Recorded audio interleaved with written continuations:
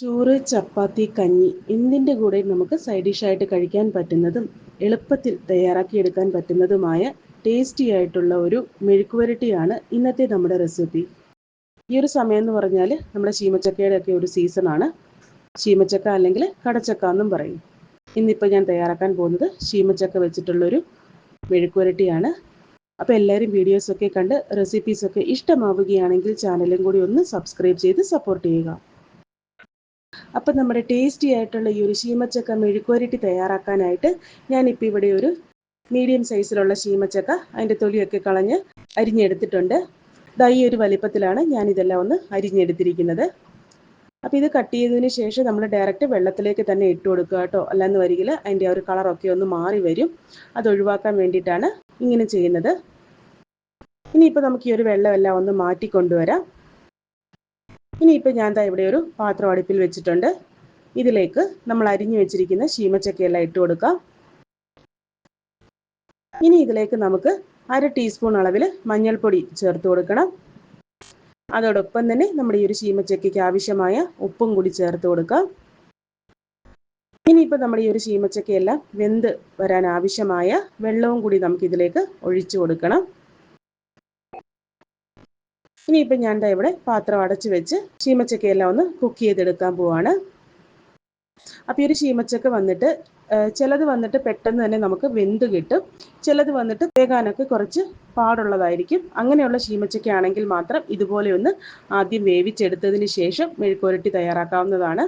ഇനിയിപ്പോൾ പെട്ടെന്ന് വേകുന്ന ആ ഒരു ശീമച്ചക്ക ആണെന്ന് വരികിൽ നമ്മൾ ഡയറക്റ്റ് മെഴുക്കുവരട്ടി വെക്കുന്ന സമയത്ത് ഒരു 5-10 മിനിറ്റ് പാത്രം അടച്ചു വെച്ച് ഒന്ന് കുക്ക് ചെയ്തെടുത്താൽ മാത്രം മതിയാകും. ഇതിപ്പോൾ അത്യാവശ്യം വേവുള്ള ശീമച്ചക്കയാണ്, അതുകൊണ്ടാണ് ഞാനിപ്പോൾ ഇത് ആദ്യം തന്നെ ഒന്ന് വേവിച്ചെടുക്കുന്നത്. ശീമച്ചക്കയെല്ലാം നല്ലപോലെ ഒന്ന് വെന്ത് വരട്ടെ.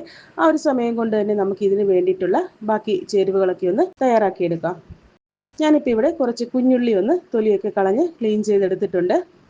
ഇതിപ്പോൾ നമുക്കൊന്ന് ചതച്ചെടുക്കണം. അപ്പോൾ ഈ ഒരു ശീമച്ചക്ക മെഴുക്കുവരട്ടിയിൽ കുഞ്ഞുള്ളിയൊക്കെ ചേർത്ത് തയ്യാറാക്കുവാണെങ്കിൽ അതിനൊരു പ്രത്യേക രുചിയാണ് കേട്ടോ.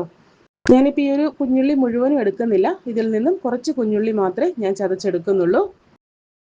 പിന്നെ ഈ ഒരു ശീമച്ചക്ക മെഴുക്കുവരട്ടി വന്നിട്ട് ചോറ്, ചപ്പാത്തി, അതുപോലെ തന്നെ കഞ്ഞി എല്ലാത്തിൻ്റെ കൂടെ നല്ലൊരു കോമ്പിനേഷനാണേ.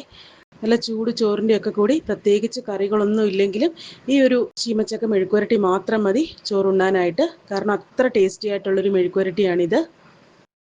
അപ്പം ഞാൻ നമ്മുടെ കുഞ്ഞുള്ളിയെല്ലാം ഇവിടെ ആവശ്യത്തിന് ചതച്ചെടുത്തിട്ടുണ്ട്. ഞാൻ ഇത്ര മാത്രമേ എടുത്തിട്ടുള്ളൂ, ബാക്കി ഞാൻ മാറ്റി വെച്ചിരിക്കുകയാണ്. ഇനിയിപ്പോൾ നമുക്ക് നമ്മുടെ ശീമച്ചക്കയെല്ലാം വെന്തോന്ന് നോക്കാം. അപ്പോൾ നമ്മുടെ ശീമച്ചക്കയെല്ലാം ഇവിടെ ആവശ്യത്തിന് വെന്ത് വന്നിട്ടുണ്ട്. ഒരല്പം കൂടി വെള്ളം ഒന്ന് വറ്റി വരാനുണ്ട്. അപ്പോൾ അതുകൊണ്ട് ഞാനിപ്പോൾ ഇവിടെ പാത്രം തുറന്ന് വെച്ച് 2-3 മിനിറ്റും കൂടി ഒന്ന് കുക്ക് ചെയ്തെടുക്കുകയാണ്. ആ ഒരു സമയം കൊണ്ട് തന്നെ വെള്ളമെല്ലാം നല്ലപോലെ ഒന്ന് വറ്റി വരും. അപ്പോൾ നമ്മുടെ ശീമച്ചക്കയിലുള്ള വെള്ളമെല്ലാം നല്ലപോലെ ഒന്ന് വറ്റി ആവശ്യത്തിന് വെന്ത് വന്നിട്ടുണ്ട്. ഇനിയിപ്പോൾ ഞാൻ ഇവിടെ ഒരു പാൻ അടുപ്പിൽ വെച്ചിട്ടുണ്ട്. പാൻ ചൂടായി വരുമ്പോഴത്തേക്കും നമുക്കിതിലേക്ക് കുറച്ച് എണ്ണ ഒഴിച്ചു കൊടുക്കാം. ഞാനിപ്പോൾ ഇവിടെ വെളിച്ചെണ്ണയാണ് ഉപയോഗിച്ചിരിക്കുന്നത്. ഇതൊരു നാടൻ മെഴുക്കുവരട്ടിയാണ്, അതുകൊണ്ടാണ് വെളിച്ചെണ്ണ ഉപയോഗിച്ചിരിക്കുന്നത്. നിങ്ങൾക്കിത് വേണമെങ്കിൽ സൺഫ്ലവർ ഓയിലും ചെയ്തെടുക്കാവുന്നതാണ്. എണ്ണയെല്ലാം നല്ലപോലെ ഒന്ന് ചൂടായി വരുമ്പോഴത്തേക്ക് നമുക്കിതിലേക്ക് കുറച്ച് കടുക് ഇട്ട് കൊടുക്കാം. കടുകെല്ലാം നല്ലപോലെ ഒന്ന് പൊട്ടി വരുമ്പോഴത്തേക്കും നമുക്കിതിലേക്ക് കുറച്ച് കറിവേപ്പില ചേർത്ത് കൊടുക്കണം. ഇനി ഇതിലേക്ക് നമ്മൾ നേരത്തെ ചതച്ച് വെച്ചിരിക്കുന്ന കുഞ്ഞുള്ളി നമുക്കിതിലേക്ക് ഇട്ട് കൊടുക്കാം.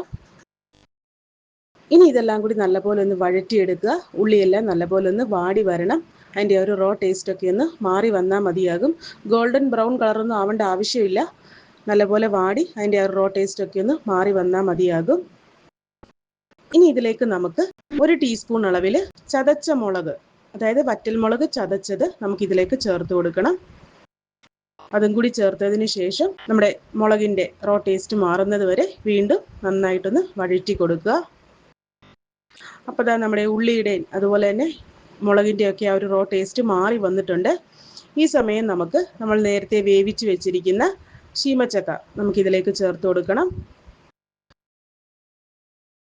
ഇനി ഇതിലേക്ക് നമുക്ക് 1 ടേബിൾ സ്പൂൺ അളവിൽ മുളക് പൊടി ചേർത്ത് കൊടുക്കണം. ഞാനിപ്പോൾ ഇവിടെ കാശ്മീരി മുളക് പൊടിയാണ് ചേർത്ത് കൊടുത്തിരിക്കുന്നത്. അതുകൊണ്ട് തന്നെ നമ്മുടെ മെഴുക്കുവരട്ടിക്ക് നല്ലൊരു കളറും ഉണ്ടാവും, എന്നാൽ അധികം എരിവും ഉണ്ടാവില്ല. അതോടൊപ്പം തന്നെ നമുക്കിതിലേക്ക് 1 ടീസ്പൂൺ അളവിൽ ഗരം മസാലപ്പൊടിയും കൂടെ ചേർത്ത് കൊടുക്കുക. ഗരം മസാലയൊക്കെ ചേർക്കുമ്പോൾ നമ്മുടെ മെഴുക്കുവരട്ടിക്ക് നല്ലൊരു രുചിയായിരിക്കും.